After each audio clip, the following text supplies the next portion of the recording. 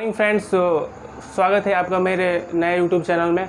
और मैंने पहले भी इंट्रो वीडियो डाला था जिसमें डिस्कस करना, जिसमें पॉलिटिक्स जितने भी क्वेश्चंस होंगे, चाहे जीके की सारे मटेरियल को हम लोग इसमें डिस्कस करेंगे। तो आइए क्लास को शुरू करते हैं। और जो पहला जो क्लासेस होगा, आज क्लास का पहला दिन है, उस पहले क्लास में हम लोग पॉलिटिक्स क्लासेस पढ़ेंगे, पॉलिटिक्स स्टार्ट करेंगे। तो स्टार्ट करते हैं। पॉलिटी ऑलरेडी मैंने लिखा हुआ है।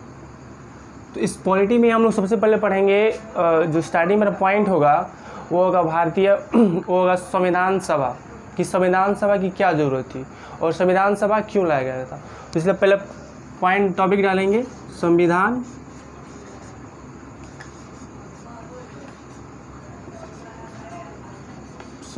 सभा, और इंग्लिश में होगा कॉन्स्टिट्यूशन असेंबली।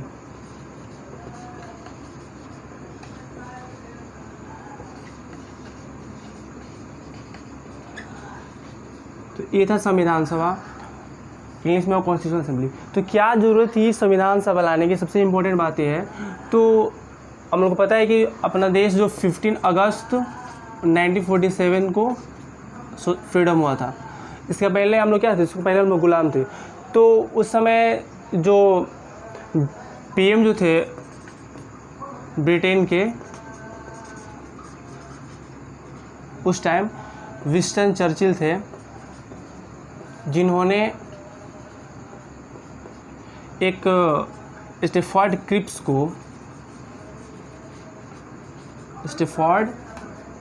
को इंडिया भेजा था। और क्यों भेजा था? उन्होंने एक क्रिप्स मिशन लाया था, क्रिप्स मिशन।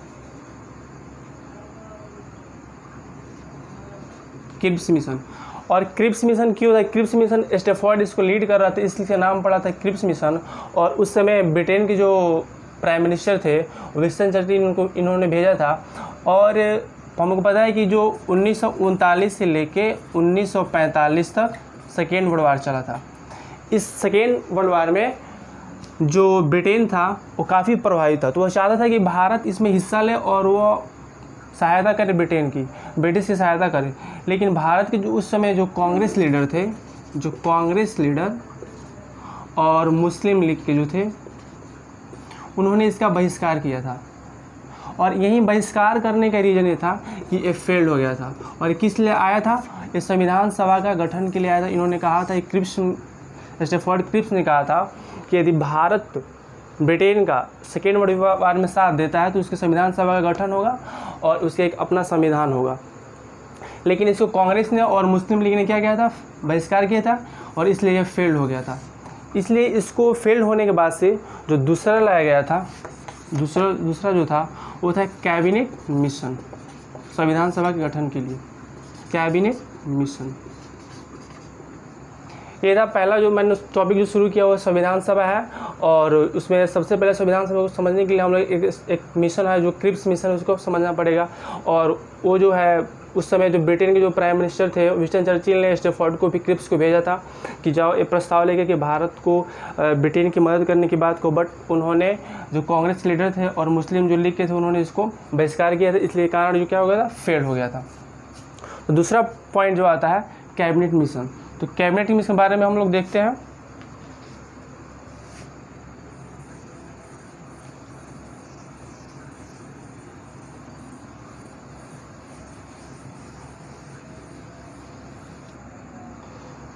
जो बी पॉइंट था कैबिनेट मिशन,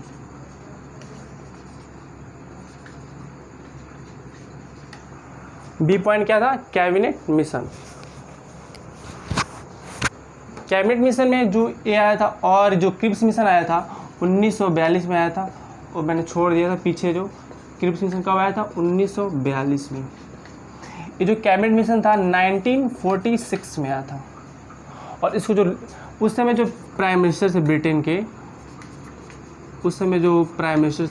के, वो एटली थे, जिन्होंने 3 मेंबर का एक गठन किया था। जो पहले वो मेंबर थे वो थे पैथिक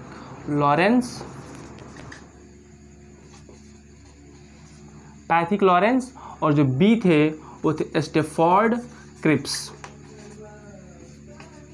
स्टेफोर्ड क्रिप्स, और जो सी थे वो थे AB अलेक्जेंडर। इस 3 मेंबर्स को एटली ने भारत भेजा था। क्यों? एक कैबिनेट मिशन की स्थापना करने के लिए। तो इस कैबिनेट मिशन क्या था? कैबिनेट मिशन का मुख्य रोल क्या था? मुख्य रोल ये था, पहला था कि एक भारत का क्या होगा, संविधान, भारत का संविधान सभा का गठन होगा, संविधान सभा का गठन। और जो बी पॉइंट था, भारत का विभाजन, डिवाइड ऑफ इंडिया, भारत का विभाजन।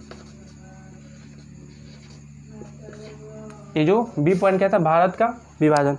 और जो सी पॉइंट था, सी पॉइंट में ये कहा गया कि जितने भी इस उम्मीदवार में सिलेक्शन होगा, 10 लाख लोगों पे एक इंसान की जो उम्मीदवार का सिलेक्शन होगा, और इसमें जो चुनाव होगा वो अप्रत्यक्ष रूप से चुनाव होगा, अप्रत्यक्ष चुनाव होगा।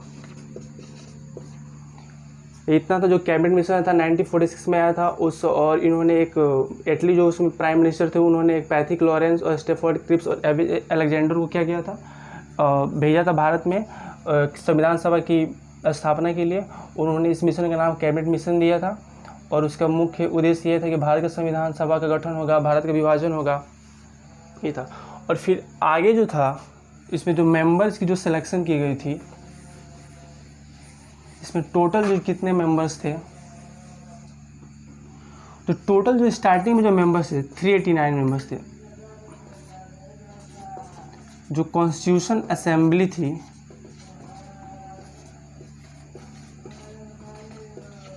तो कॉन्स्टिट्यूशन असेंबली में कितने मेंबर्स थे, 389 मेंबर्स थे। तो 389 मेंबर्स में जो 292 थे, 292 वो कांग्रेस के थे, और जो 93 मेंबर्स थे, जो 93 मेंबर्स थे वो जो थे मुस्लिम लीग के थे, और जो 4 मेंबर्स थे वो चीफ कमिश्नर। कौन थे? Chief commissioner.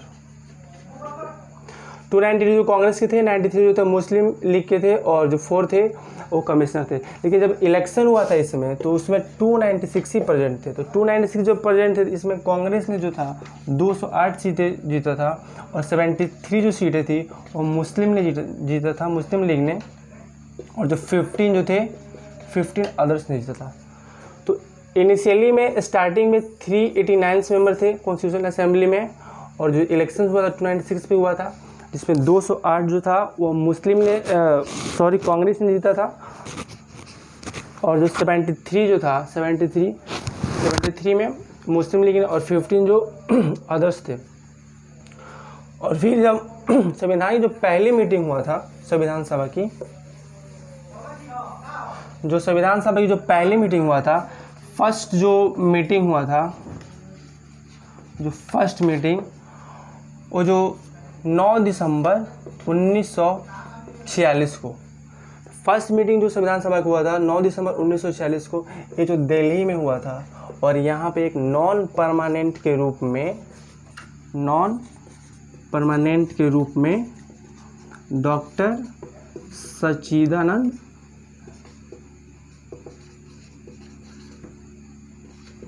सिन्हा को उनको सेलेक्ट किया गया कि जो नॉन परमानेंट मेंबर थे, अस्थायी जो सदस्य थे, अस्थायी सदस्य, डॉक्टर सच्चिदानंद सिन्हा को सिलेक्ट किया था 9 दिसंबर 1946 को दिल्ली में, क्योंकि वहाँ पे सबसे जितने भी लोग थे सबसे बुजुर्ग थे, और इसलिए कारण उनको उसमें सेलेक्ट किया गया था।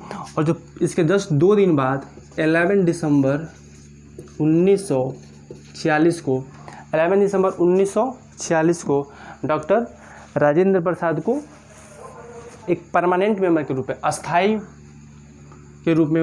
सदस्य के रूप में संविधान सभा को सिलेक्ट किया गया था। कौन? ये तो अस्थाई होगा, ये जो था परमानेंट हो गया, अस्थाई सदस्य। जो अस्थाई सदस्य होगा वो डॉक्टर राजेंद्र प्रसाद। डॉक्टर राजेंद्र प्रसाद जो को 11 दिसंबर 1946 को परमानेंट मेंबर्स को सेलेक्ट किया गया था। और इसके जस्ट 2 दिन बाद, इसकी भी 2 दिन बाद 13 दिसंबर 1946 को जवाहरलाल नेहरू ने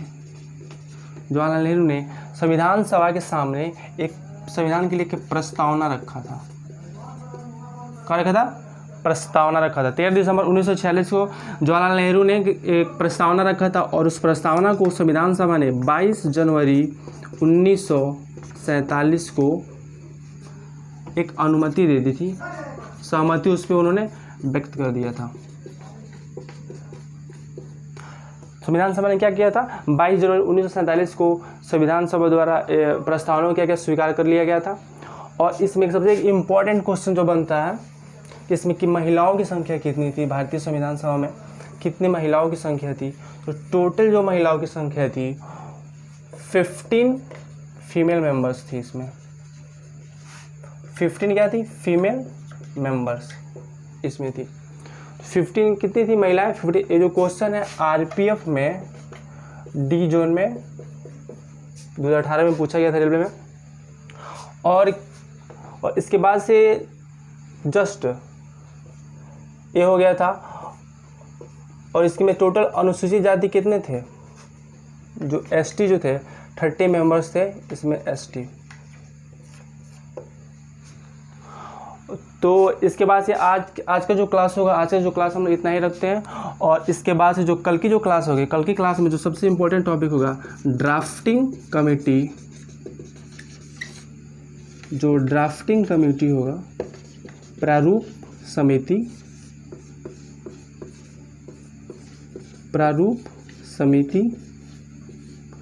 कल उसको हम लोग डिस्कस करेंगे। प्रारूप समिति क्या था, इसमें कितने मेंबर्स थे, उसके क्यों लाया गया, इसकी ज़रूरत क्या थी, इसको हम लोग कल डिस्कस करेंगे।